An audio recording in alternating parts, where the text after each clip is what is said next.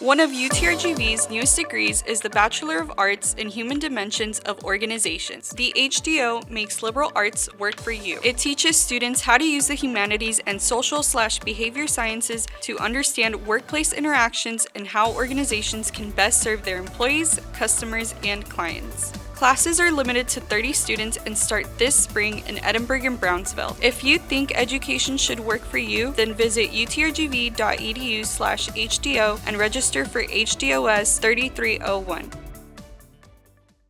Coming up, Greg Abbott wins re-election for the state. Details on election night ahead. Plus, residents may take advantage of a local amnesty program. More information in minutes.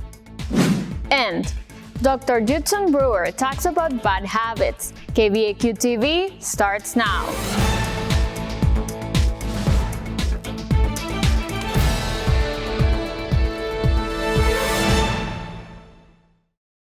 Hey there, vaqueros! Welcome back to this semester's 12th edition of KVAQ-TV. I'm Alba Cantu, and at the top of the hour,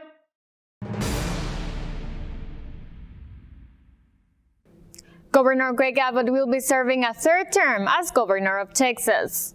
Last week, Abbott faced off Democratic challenger Beto O'Rourke, taking 54.8% of the votes, O'Rourke taking the majority of the votes in the Rio Grande Valley.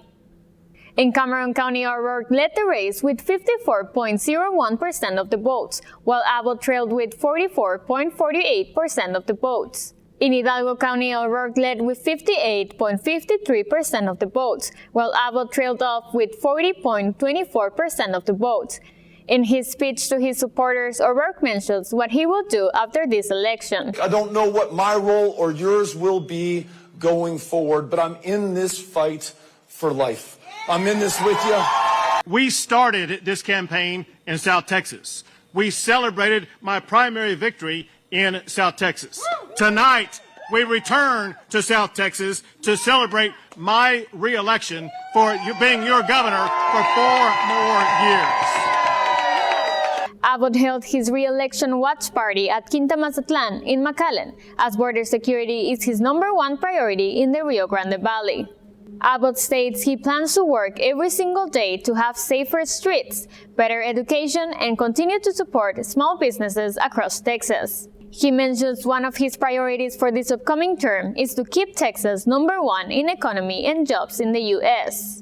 Abbott thanked his whole team for creating an excellent campaign throughout his gubernatorial race. Election results for the gubernatorial race for Cameron and Hidalgo County are available on our website, utrgvtv.com. The city of McAllen has an amnesty program to help residents with Class C misdemeanors pay their dues and avoid getting arrested. Amada Valdovinos with the story. Alba, residents who have Class C misdemeanors like traffic violation tickets, public intoxication, or disorderly conduct charges may qualify to get their fines cleared or reduced under the amnesty program. The city of McAllen first began the amnesty program to avoid arresting residents who are not able to pay for ticket fees and relieve them from some financial debt. Presiding municipal judge for the city of McAllen, Lauren Sepulveda, shares there is at least 150 to 200 violations reported each week of people who have received tickets and have not pled innocent or guilty. This can later lead to a warrant out for their arrest. She also mentions the city of McAllen is trying to spread the word about the program to avoid further arrest. I hope that everyone gets a message that if that is what you're afraid of, those balances, come in, work with us. We'll find a way to work through it. I don't want to send anybody to jail just because they can't pay. That's the goal here. According to Sepulveda, anybody is eligible to qualify for the amnesty program as long as they voluntarily visit the McAllen Municipal Court. If you walk in on your own, you have delinquent tickets, and you tell us, hey, I have delinquent tickets, I'm here to make arrangements today, you're going to qualify for amnesty. Sepulveda adds the amnesty program offers other payment options for people who cannot pay the full amount. Usually we will put you on a standard payment plan, and depending what your financial ability is, it may be anywhere, like I said, I've done them as low as $15 a month, all the way to $100 a month. If you're in a situation, especially younger kids, I see this a lot in, where you just cannot afford to pay.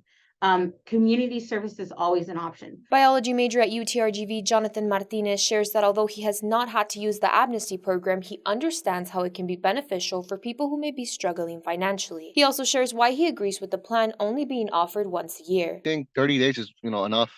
Otherwise, many people would do the same thing, they just wait until another program comes up. It'd be harsh because you have to pay, education bills, tuition, bills, house, rents. The amnesty program will be available until November 30th. For more information, you can contact the McAllen Municipal Court at 956-681-2900.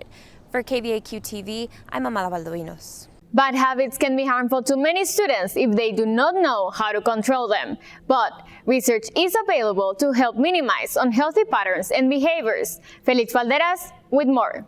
A research study from the American Psychological Association reveals that 43% of adults engage in unhealthy behaviors to cope with stress. Habits can arise from repetition and can also develop when good or enjoyable habits trigger the brain's reward centers, according to News and Health. This can set up potentially harmful routines such as overeating, smoking, drug or alcohol abuse, gambling, and even compulsive use of computers and social media. Chief Medical Officer at ShareCare, Dr. Judson Brewer, defines a bad habit as a behavior that is not serving them. And he talks about how a person develops a bad habit. Typically, it's through a process called positive and negative reinforcement. So the idea is through negative reinforcement, 3 elements: a trigger, a behavior, and a result. So the trigger could be a unpleasant emotion. The behavior would be stress eating. And then the result would be a distraction from that unpleasant emotion, which then feeds back and drives the cycle. So we set that habit up through that process of negative reinforcement. In the U.S., up to 47% of adults say they are addicted to their cell phones, according to reviews.org. One student shares a bad habit he has developed over time. One right off the bat I can think of is my addiction to caffeine. When I wake up in the morning, first thing I want to have is coffee, and I have usually 3 to 4 cups daily. Habits can be difficult to control. Dr. Brewer explains the psychological reasoning behind this. It's difficult to break these bad habits because we often are looking for solutions in the wrong places. So we think that if we have a bad habit, we can just tell ourselves to stop or use our willpower. But that's not how our brains work. Dr. Brewer explains that being curious and aware of your bad habits is a step into mindfulness. He then elaborates on what mindfulness training is and how to incorporate it in your life. When mindfulness is really about being curious in the present moment. And when we're curious in the present moment, that's what helps us leverage the power of our brains so that we can start by getting curious and asking ourselves, what am I getting from this old habit? Dr. Brewer has developed apps such as Unwinding Anxiety and Calm that can help you begin to control your bad habits. Dr. Brewer encourages people to get curious and pay attention to their unhealthy habits in order to change them. For KVAQ-TV in Edinburgh, this is Felix Balderas.